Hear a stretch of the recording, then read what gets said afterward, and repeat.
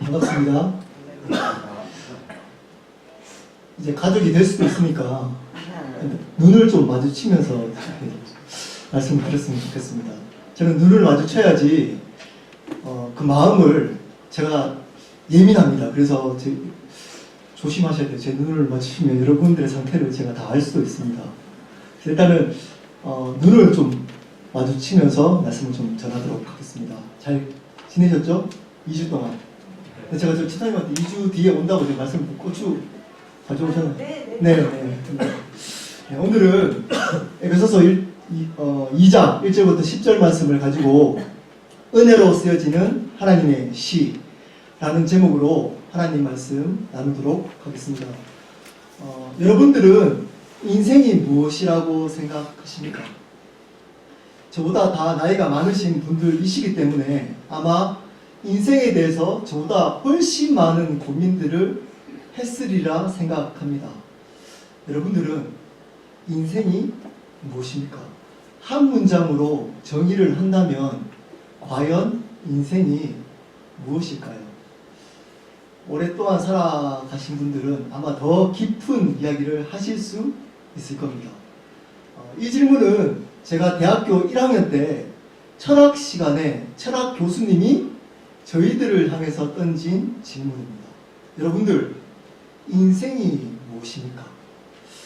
그때 당시에 20대니까 인생에 대해서 한참 고민할 저로서는 굉장히 솔깃한 질문이었습니다.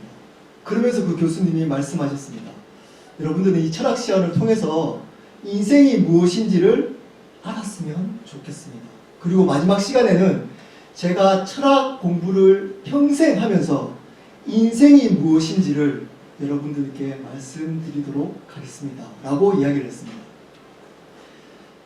마지막 시간이 되었습니다. 그 교수님이 이제 마지막 시간에 인생에 대해서 설명을 하기 시작했습니다.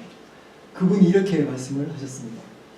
여러분, 제가 평생 동안 철학을 공부하면서 깨달은 인생은 이겁니다. 여기라는 공간에 지금이라는 시간을 우리는 살고 있습니다. 그러므로 우리는 존재합니다. 여기라는 공간에 분명히 존재를 하는데 둘러보니까 사방이 막혀져 있습니다. 존재하는데 들어왔던 문이 없는 겁니다. 내가 존재하는데 문이 왜 없지? 라고 고민하는 것을 철학이라고 얘기를 합니다. 그 많은 철학자들이 내린 결론은 이겁니다. 모르겠다. 그러므로 철학 교수는 절대 잘리지 않습니다. 우리가 존재하는 한 철학은 영원토록 존재할 겁니다. 웃으면서 애들이 맞췄지만 속으로 저는 마음이 턱 내려앉았어요. 아니, 인생 그때 당시에 제가 예수님을 믿지 않았기 때문에 속으로 생각했습니다. 아니, 저게 인생이라면 우리가 하고 싶은 대로 마음껏 살다가 모르겠다 라고 끝내면 되는 거 아닌가?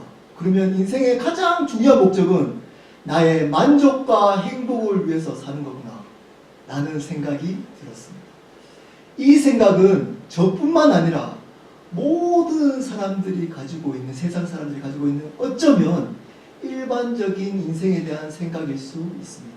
심지어 교회 다니는 사람들조차도 인생의 목적, 인생이 자기의 행복과 만족 때문에 살아가는 분들이 있으십니다. 왜일까요? 인생을 모르기 때문입니다. 인생이 뭔지를 모르고 살아가기 때문입니다. 제가 다시 한번 묻겠습니다.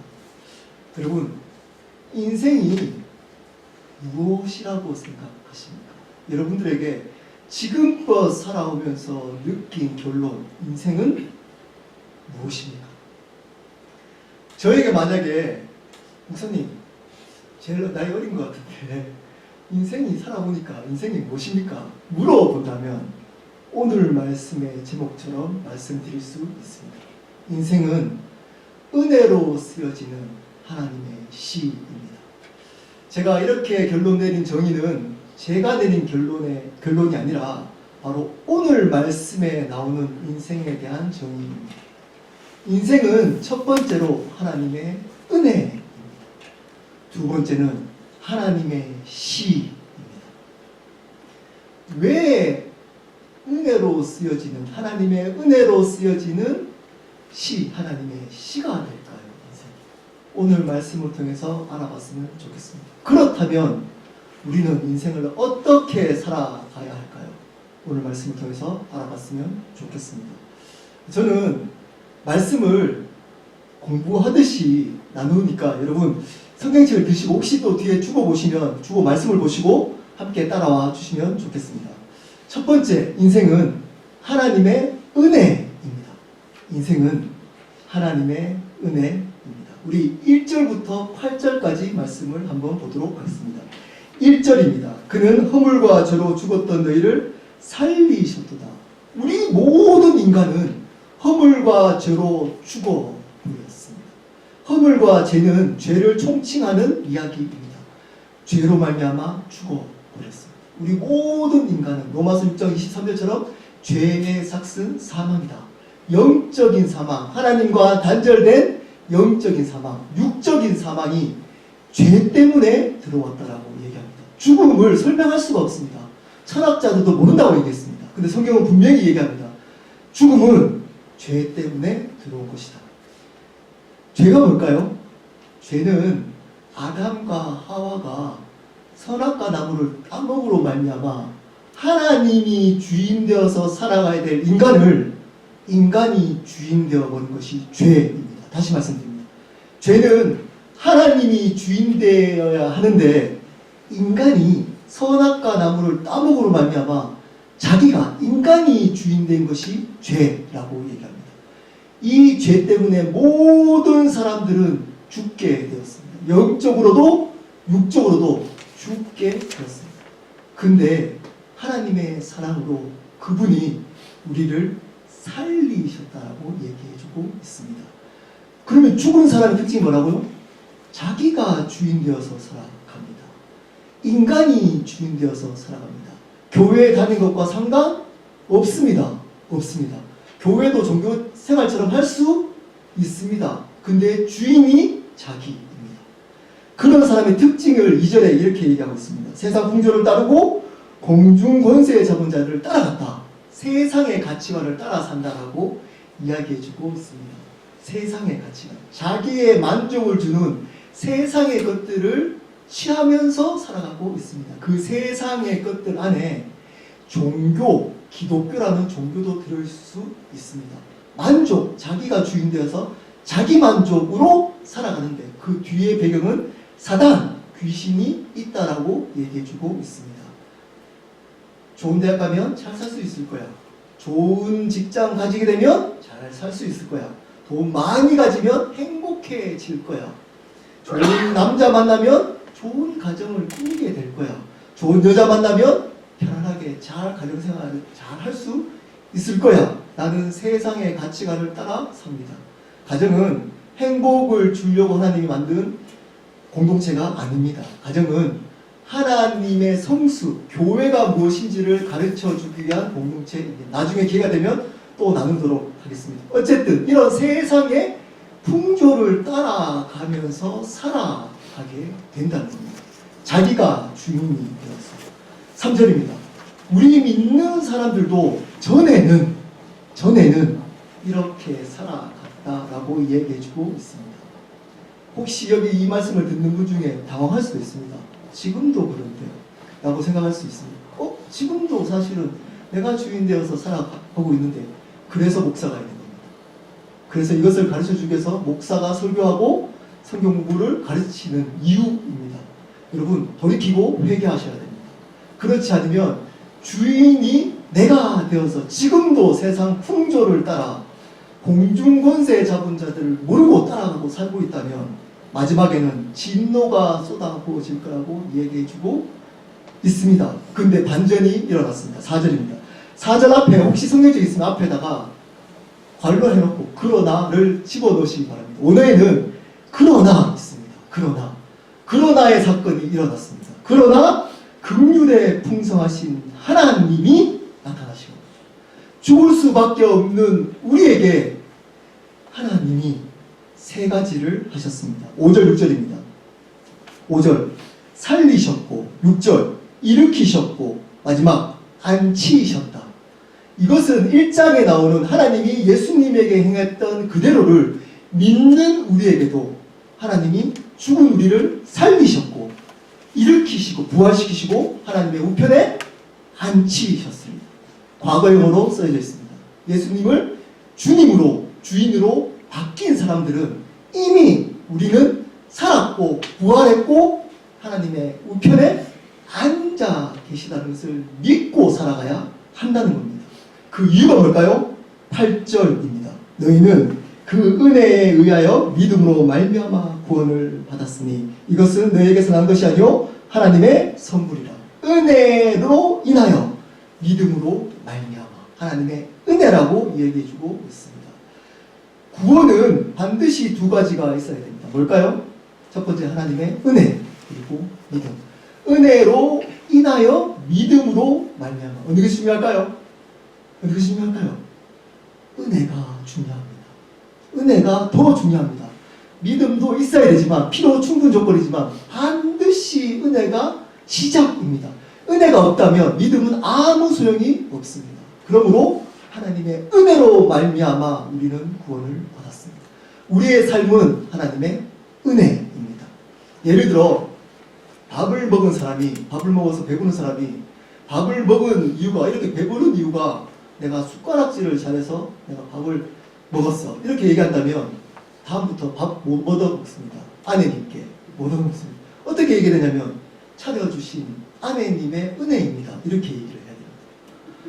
똑같습니다. 똑같습니다. 하나님의 은혜가 바로 아내님의 은혜입니다.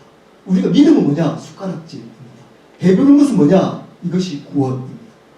구원을 믿음 때문에 받았다고 착각하시면 안 됩니다. 은혜 때문에 받았습니다. 그렇게 얘기하면 하나님의 은혜를 못 줍니다. 왜냐? 밥을 못 얻어먹는 것 같이 은혜로 인하여 믿음으로 말미암아. 믿음은 그냥 반응입니다.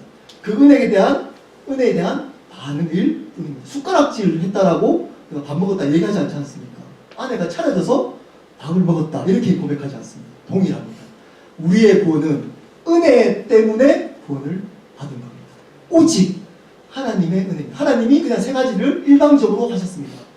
살리셨고 일으키셨고 앉히셨습니다. 그러므로 은혜입니다. 우리의 삶은 하나님의 은혜입니다. 이 하나님의 은혜의 삶이 어떤 삶일까요? 1절부터 3절까지 원어로 보면 주어와 동사가 없습니다. 우리나라 말에는 그는 동사 살리셨고가 있지만 원어로 보면 주어와 동사가 없습니다. 그래서 바울이 전제인 겁니다. 이전의 삶을 표현할 때 바울은 의도적으로 1절부터 3절까지 주어와 동사를 쓰고 있지 않습니다. 왜일까요? 이전에 구원받지 못한 삶이 뭐라고요? 주인이 없는 삶입니다. 주인이 없었다는 겁니다. 주인이. 있는데 주인 나? 네, 그렇기 때문에 죽은 겁니다.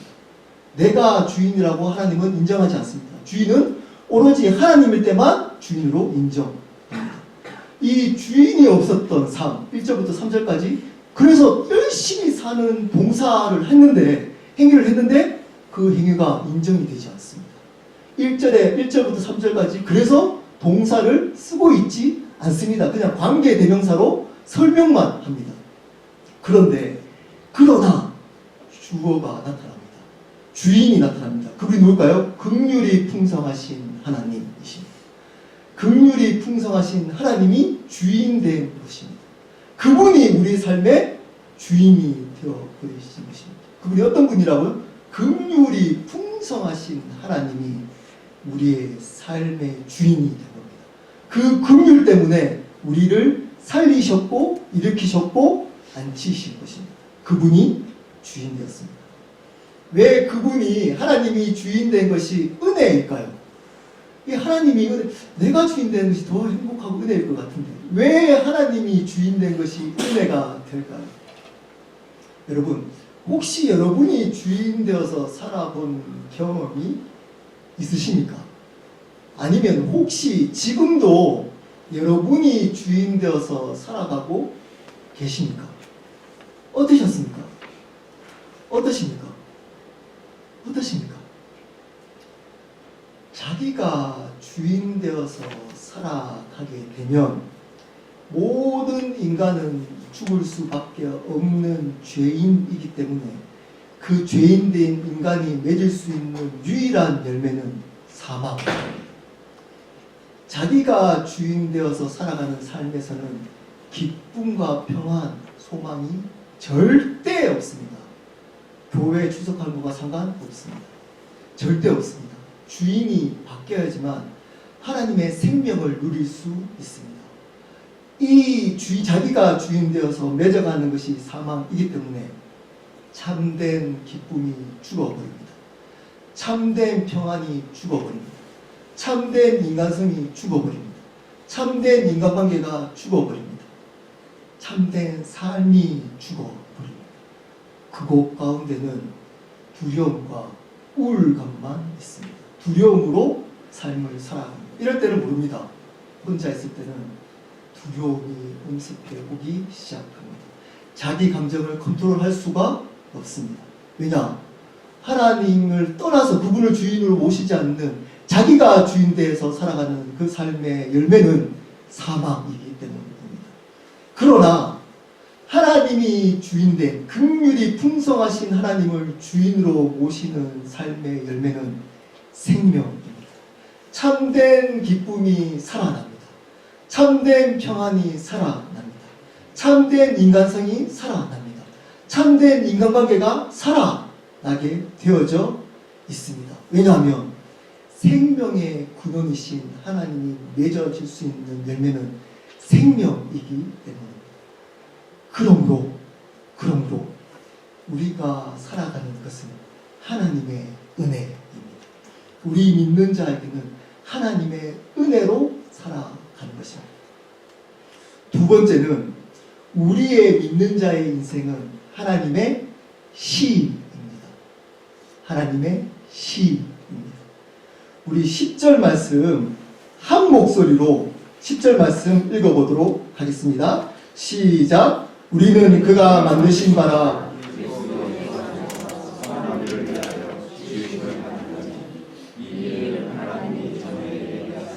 우리로 그 가운데서 행하게 하려 하십니다.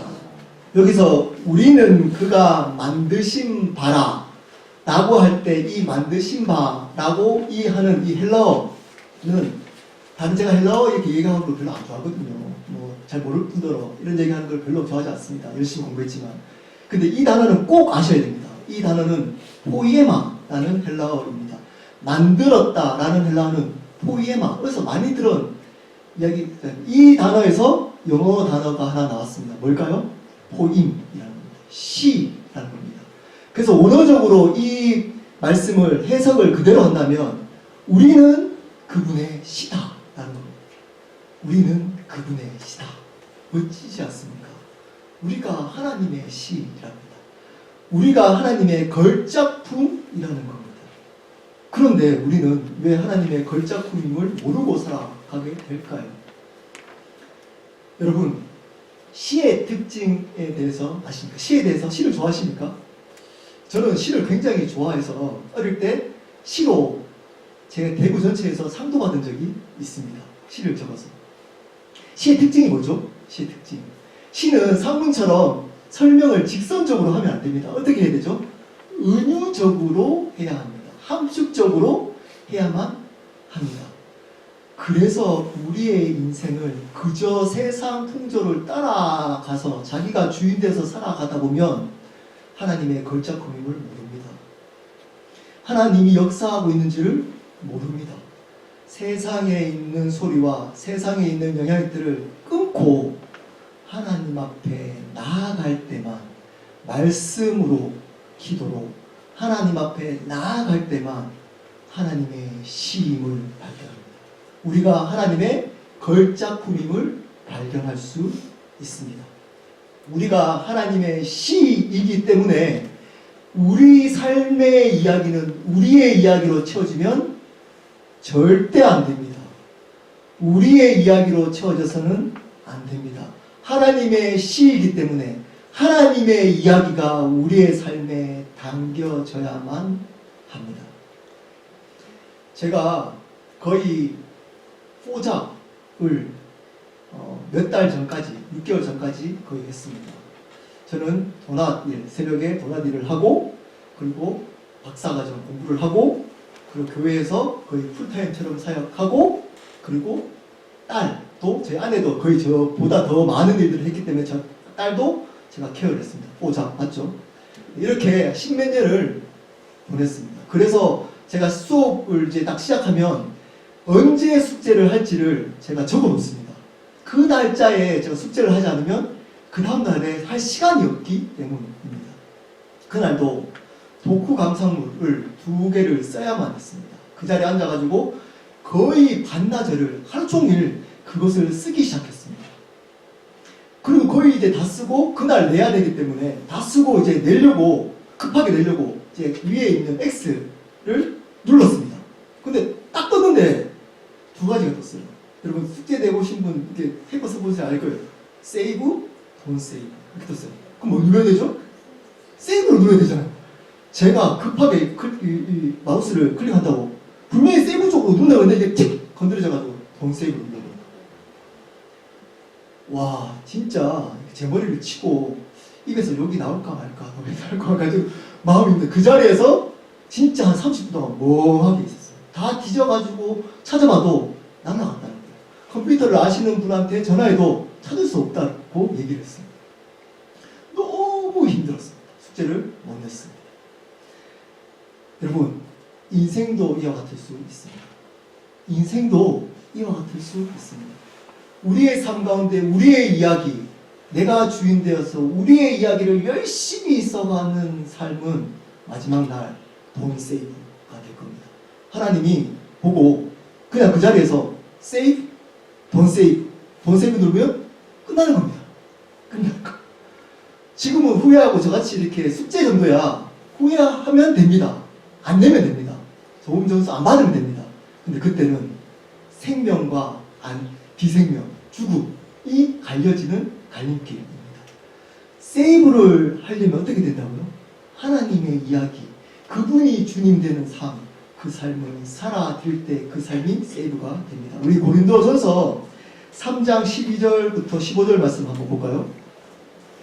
우리 한 목소리로 3장 12절부터 15절 말씀 한번 읽어보도록 하겠습니다. 고린도전서 3장 12절부터 15절입니다. 시작. 만일 누구든지 금이나 은이나 보석이나 나무나 풀이나 집으로 이 터 위에 세우면 각 사람의 공적이 나타날 터인데 그날이 공적을 밝히리니 이는 불로 나타내고 그 불이 각 사람의 공적이 어떠한 것을 시험할 것이라. 만일 누구든지 그 위에 세운 공적이 그대로 있으면 상을 받고 누구든지 그 공적이 불타면 해를 받으리니 그러나 자신은 구원을 받되 불 가운데서 받은 것 같으리라. 우리의 것들로 누구든지 금이나 은이나 보석, 나무, 풀, 좋은 것들이나 나쁜 것들이나 내 삶, 내 이야기로 세워가면 내 것으로, 내 만족, 내 행복으로 세워가면 마지막에 어떻게 된다고요? 불타 없어질 것이다. 그래서 상 하나도 못 받을 것이다. 구원을 혹시 예수님을 주님으로 믿더라도 어떻게 구원받을 구원을 받되 여기 불은 지옥입니다. 지옥에서 있는 것처럼 천국에 있을 것이다. 이 얘기를 그렇게 무섭게 안 받아들이는 것 같아요. 무서운 얘기입니다. 무서운 얘기입니다. 천국에 있는데 눈치 못하는 거예요. 지옥에 있는 것처럼 천국에 있을 거랍니다. 영원토록 있을 거랍니다. 제 얘기가 아닙니다. 말씀에 그렇게 이야기해주고 있습니다. 여기서 터는 앞전에 11절에 나오는 그리스도와 연결되어 있는 하나님의 이야기를 쓸 때만 남아있고 자기의 이야기를 써가는 것은 불타 없어질 거다. 이렇게 말씀하고 있습니다. 그러므로 우리의 삶 가운데서는 하나님의 이야기를 써가야만 합니다. 하나님의 이야기를 그러면 어떻게 써갈까요? 하나님의 이야기를 써가야 되잖아요. 그러면 어떻게 살아가야지 하나님의 이야기를 써갈 수 있을까요? 10절의 뒷부분에 나옵니다. 이렇게 얘기하고 있습니다. 2장 10절입니다. 에베소서 2장 10절. 그리스도 예수 안에서 선한 일을 위하여 지으심을 받은 것입니다. 이 일은 하나님의 전에 예비하사 우리로 그 가운데서 행하게 하려 하십니다. 선한 일을 하도록, 선한 일을 하면 된답니다. 그러면 하나님의 이야기가 담겨진답니다. 자, 여기서 선한 일이 뭘까요? 7절입니다. 7절. 이는 그리스도 예수 안에서 우리에게 자비하심으로 은혜의 지극히 풍성함을 오는 여러 세대에 나타내려 하십니다. 은혜를 나타내는, 하나님의 은혜만을 나타내는, 나를 나타내는 게 아니고 하나님의 은혜를 나타내는 것. 이 반대의 삶이 나타나 있습니다. 9절입니다. 9절. 행위에서 난 것이 아니니 이는 누구든지 자랑하지 못하다. 자랑하는 삶. 두 가지 삶이 있습니다. 하나는 그리스도의 은혜를 드러내는 삶. 하나는 자기를 드러내는 삶. 자기 자랑을 하는 삶. 교회 안에도 두 가지 부류의 사람들이 있습니다. 그리스도의 은혜를 드러내는 성도. 하나는 자기의 자랑, 자기의 의를 드러내는 성도.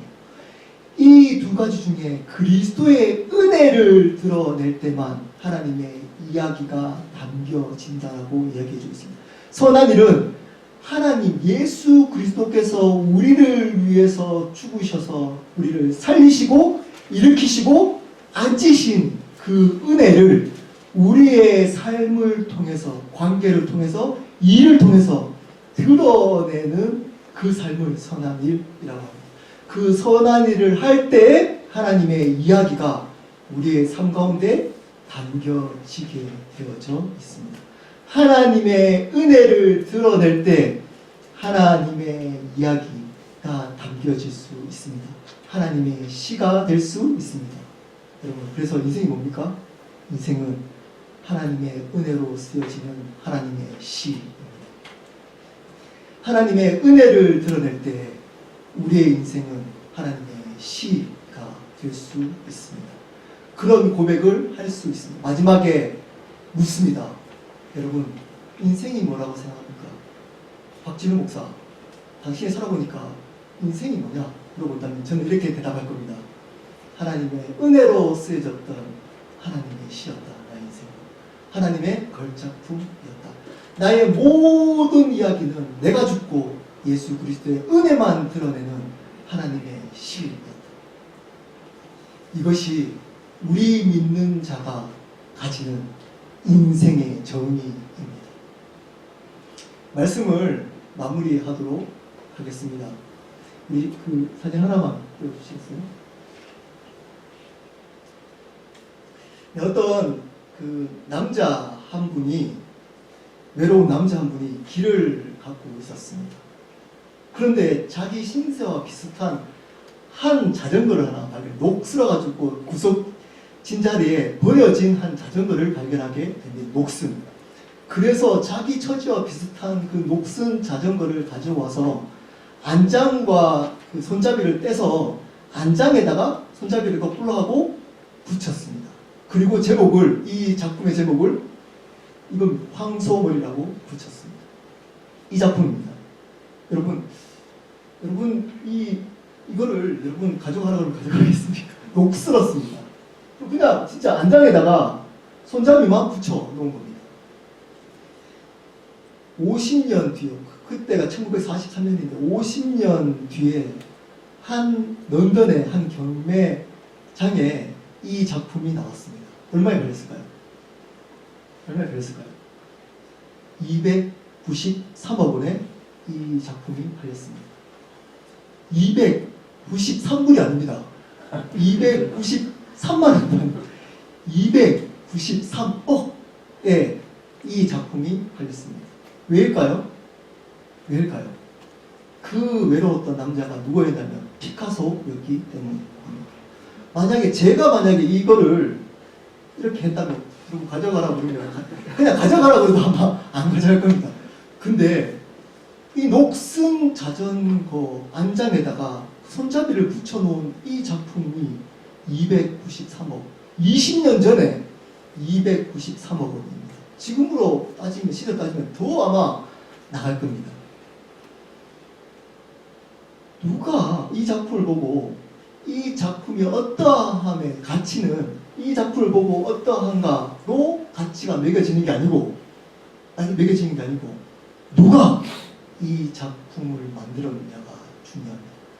가치는 보고 이 작품을 분석해가지고 녹스럽네, 이게 안장이네, 그리고 이 무게에 따라 보니까 이것밖에 안 되네, 로 결정되는 게 아니고 누가 이 작품의 주인인가가 더 중요합니다. 우리의 인생도 마찬가지입니다. 우리의 인생이 아무리 사람들이 보기에 좋은 인생일지라도, 좋은 차 몰고 자녀가 좋은 대학 가고 좋은 집에서 편안하게 살아가더라도 그 인생의 주인이 자신이라면 허사입니다. 말짱 도루묵입니다.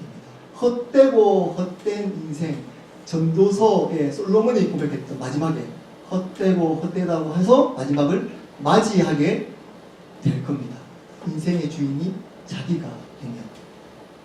왜냐하면 1절, 오늘 말씀의 1절부터 3절까지 말씀처럼 하나님은 우리가 주인 될 때 그 주인을 인정하지 않기 때문입니다.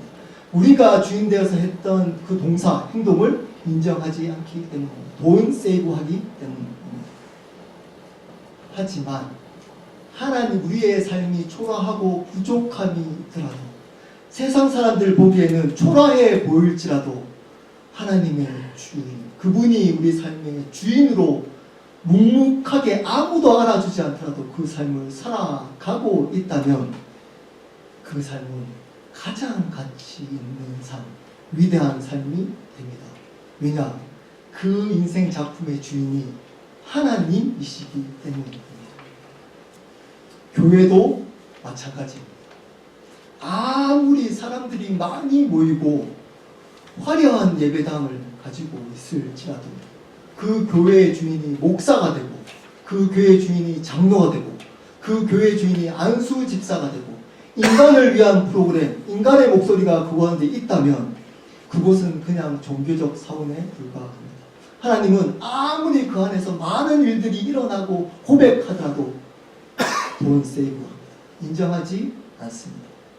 주인이 누구이냐가 중요합니다. 교회의 주인이 누구이냐가 중요합니다. 반대로 비록 초라하고 보잘것없는 교회일지라도 그 교회의 주인이 예수 그리스도 한 분밖에 없다는 것을 알고 그분을 주님으로 드러내는 교회라면 그 교회는 위대하고 존귀한 교회가 됩니다. 그냥 살아갈 수 있을까요? 이게 저절로 자동적으로 예수님을 주님으로 살아가게 될까요? 여러분 살아보셔서 아시잖아요. 쉽지 않습니다. 쉽지 않습니다. 반드시 노력하고 싸움이 있어야만 합니다. 오늘 저를 이제 담임 목사로 청빙을 전체적으로 묻는 걸로 제가 알고 있습니다. 청빙 잘 하셔야 됩니다. 힘들 수도 있습니다. 저는 그저 만약에 혹시 그저 이렇게 예배 드리고 인도하는 목사로 저를 만약에 청빙하고자 한다면 저를 청빙 안 하셨으면 좋겠습니다. 저는 절대 그럴 수 없습니다. 그렇게 여러분들을 섬길 수 없습니다. 때때로 굉장히 힘들게 할 수도 있습니다. 푸시할 수도 있습니다. 그리고 고민할 수도 있습니다. 부족한 제가. 왜 그럴까요? 저는 이 삶을, 여러분 삶 가운데 하나님의 이야기, 그분이 주인 되도록 해야 될 첫 번째 책임이 있기 때문입니다. 저는 그걸 하기 위해서 늦은만하게 목사가 되었습니다. 그래서 반드시 여러분 삶 가운데 혹시 저를 청빙하고자 하신다면 여러분은 말씀을, 오늘 제가 여러분 잠깐 보여드릴게요. 제가 말씀을 목사잖아요. 여러분들보다 그래도 이제 신학 공부를 했기 때문에 어느 정도 알잖아요. 근데 교환, 지금 제가 작년교육부로 교사들 성경 공부 인도를 하고 있습니다. 혹시 플라워마운드에 아는 분 계시면 물어보시기 바랍니다. 교사분들한테. 제가 그 본문 그 구절을 처음에는 석 달을 준비했습니다. 지금은 이거 한 100번을 본 것 같아요. 그 구절을. 원어 다 찾아보고, 거기 있는 구절 다 찾아보고, 설교 거기 있는 거 다 찾아보고, 그리고 지금도 쉽게 하려고 노력하는데 어렵죠. 그래도. 쉽게 하려고 몸부림치면서 목숨 걸고. 왜일까요? 그래야지만 세이브 될 수 있습니다. 그래야지만 우리의 인생의 마지막 날 세이브 될 수 있습니다. 그 삶만 하나님은 세이브할 수 있습니다. 왜일까요? 성경이 그렇게 얘기해주고 있습니다. 성경이 우리에게 그 삶을 요구하고 있습니다. 많은 분들이 저한테 그렇게 얘기를 했습니다. 제가 그 신학교에서 복음으로 목회를 준비하는 모임을 한 적이 있어요. 전도사 때. 그 목사님과 전도사님 한 7, 8분이 같이 모임을 했습니다. 저한테 물었어요. 복음 쉽지 않습니까? 왜 이렇게 복음을 힘들게 요구합니까? 그냥 은혜 받고 그리고 그 사람은 살아가는 게 복음 아닙니까? 이렇게 얘기했어요. 그게 복음입니까? 그렇지 않습니다. 제발 좀 믿어주십시오. 그렇지 않습니다. 복음의 내용은 심플합니다. 근데 복음의 요구는 시리어스합니다. 복음의 내용은 심플합니다. 근데 복음의 요구는 시리어스합니다.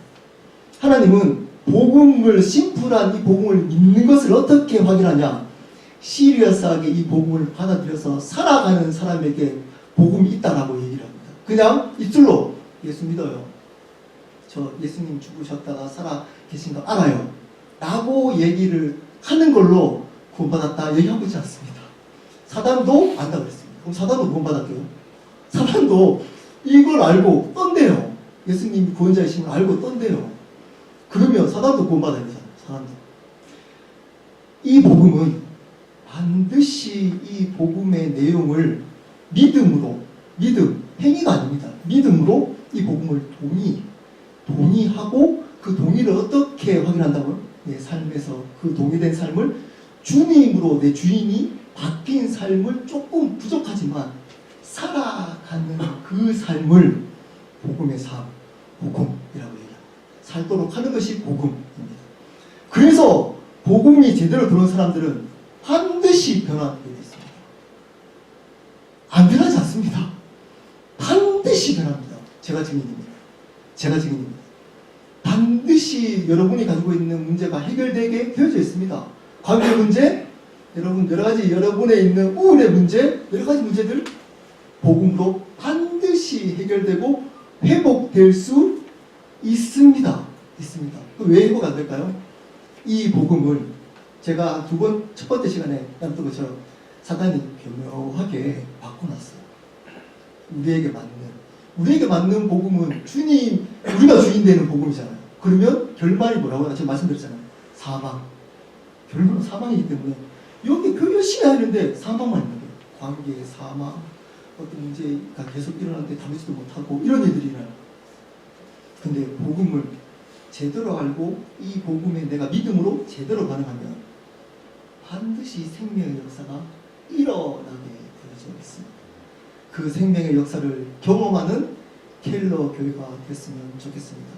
좀 전에 말했던 것처럼 이것을 위해서 몸부림치면서 말씀과 함께 열심히 싸워가며 이 삶을 살아갔으면 좋겠습니다. 우리 함께 기도하도록 하겠습니다. 소리 내지 않아도 괜찮습니다. 여러분 오늘 말씀을 통해서 여러분한테 혹시 성령께서 어떤 마음을 주셨다면 그 말씀을 붙들고 함께 기도하고 제가 기도하고 마치도록 하겠습니다. 기도하시겠습니다.